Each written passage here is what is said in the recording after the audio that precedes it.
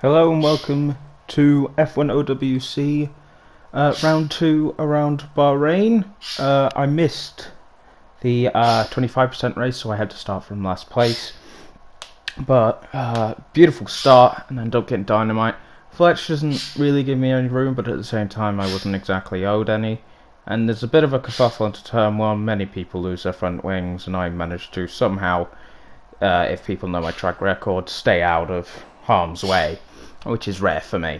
And a yellow flag for Dynamite, who unfortunately got spun at the exit of turn 2. And I tried to make it down the inside of B, and then Oscar, or Y-Tunes, loses it in front of me, and I lose position to B. And then they go side by side for 2 corners. I run off the track trying to leave him space, but yeah, there was no foul play for myself really. Didn't overtake anyone illegally. As you can see, I make a very opportunistic move down the inside of Oscar, and this was just a kerfuffle. Everyone going everywhere. Bozza unfortunately gets front wing damage, same with Big B, and then Bozza gets a illegal overtake on Big B, so that gives me another position, and then I'm right behind Shadlow as I almost get hit up the rear by Bozza. But basically, it was just chaos for the first lap, and I somehow managed to get out of it mainly unscathed. I do believe I got hit a couple of times, but it wasn't myself causing the collision. Obviously, I'm not going to go, oh, it was him, it was him, it was him, it was him. I believe the instance I were animal racing incidents for the first lap, and I don't think anyone was to blame, but obviously I'm going to be biased to myself. But anyway, going on to lap 2, and it's a train from first to about, well, near enough first to last, and a lot of people end up holding themselves up over each other. As you can see, there's overtakes, because basically what's happened here is from the 25% race, it's a reverse grid. So the people that finished lower in the 25% get put to the front for the 50%, so it means that there's hectic races full of overtakes, and it does make for a very exciting race. Unfortunately, there can be a lot of incidents, but sometimes there can be clean incidents, and like right there, there's a bit of a awkward incident, but Steve didn't realise I was there, and to be perfectly fair, I get him back next corner. So yeah, and then up in front, Trent and Wayno are going side by side, and Trent cuts it too close, hits the curb straight into Wayno, and that's 2 free positions as Steve gets caught up in the accident. And unfortunately for him, there's nothing much he can do. There was a gap there, and it got closed off pretty early, and now I'm off to catch Max and Ardy. As you can see, there's a purple first sector. It's not going to be a purple lap anymore because of this moment. I had a mini heart attack there, but luckily enough, I was able to downshift enough, and it caught my car. And now I have to, not per se recatch Max, because I stayed within DRS, but it means that I couldn't make a move until the next lap onto the main straight. And as you can see here, just sizing it up, medium into hot lap, and then from hot lap into overtake, and pretty easy move down the inside. Unfortunately, I just saw there he has front wing damage, so that possibly hindered his performance. But down the inside, and I am up into P4. So in 6 laps I've pulled 10 positions, which is pretty good, at least for my standards.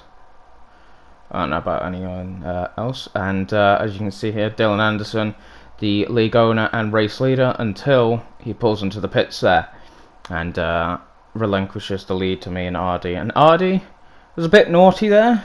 He might get a slap on the wrist for a double move, but to be fair, it wasn't like I was in a position to overtake, so he may get away with it. I don't really mind. But as you can see here, end of lap 8, and it's. I'm not gonna say basically done, but as people will know in this game, slipstream and DRS, especially on straights like Bahrain's, usually means an overtake's going to happen unless someone's defending exceptionally. But as you can see here, Ardy doesn't really defend and just simply relinquishes first place to myself, and through I go and cock up the entrance a bit, but yeah, no, it wasn't a hard overtake. I was worried that he was going to make a move into this corner maybe, but he decided to just stick behind, and here's at the end of lap 19. Nothing really happened for the rest of the stint. It was basically just a time trial against me and myself and Dynamite and Super Freak, but pull into the pits. There'll be a weird jump here because I had to split my recording, otherwise it wouldn't have made everything. But anyway, pulling in for the Super Softs, and now 2.5 was pretty good, and I was believing that I would get undercut, but something must have happened to Dynamite whilst he was going through, because as you can see, my pace on the mediums was just good enough to stay ahead, but I come out in the lead, which is a really good position for myself. But yeah, coming to the end of lap 20, and this is the fastest lap of the race, and unfortunately here I have a bit of a kerfuffle with Steve. As you can see, I sent him off to Narnia, even though I didn't hit him that hard, but he met the witch with how wide he went there. But yeah, at the end, me and Steve are in a party and basically we're joking about it. If he takes it to the stewards, he can take it to the stewards. Like I don't really mind per se, but up in the first sector, even with that little kerfuffle, and yeah, this is yeah. I hate to say it like that, but this was my race to lose, and basically from there it was just simply just trying to keep the car on the track and not puncture the tyres. As you can see, I'm watching over them pretty diligently, just in case I decide to wear them out too fast. And yeah, it was just a case of monitoring everything. And this was the only lap that I went hell for leather, because I was just like, well, I need, because F1OWC just run the extra point for fastest lap. So I was like, this is my best chance to get that additional point, especially after missing the sprint races 2 weeks in a 2 races in a row.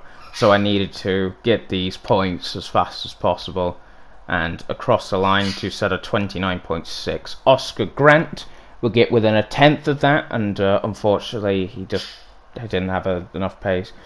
However, this scared me. My controller disconnected because it ran out of charge, and I lost about a good 6 seconds to Dynamite.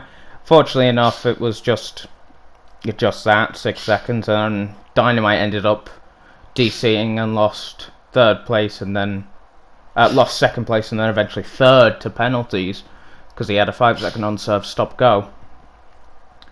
But yeah, no, it was this is just one of my most chill final laps, and it's just keeping the tyre wear down and just running my race. And yeah, apparently according to Dylan Anderson, I did create history here by being Toro Rosso's first ever win, so that's pretty special. And as you can see, I was talking about that man. Dylan got a puncture on the final lap and ended up actually rolling his car off the exit of 3, which is dramatic to say the least. But anyway, Wayno had retired earlier on, and his ghost car scared the living crap out of me here, because this is not a corner that you want to be overtaken in AI, especially when it's going slower than yourself, because they just do some weird things. Just the best way to put it. But yeah, anyway, I negotiated it, and then going to the final corner, 72% of the tyres, so I could have run another lap, but I played it safe, and weaving across the line.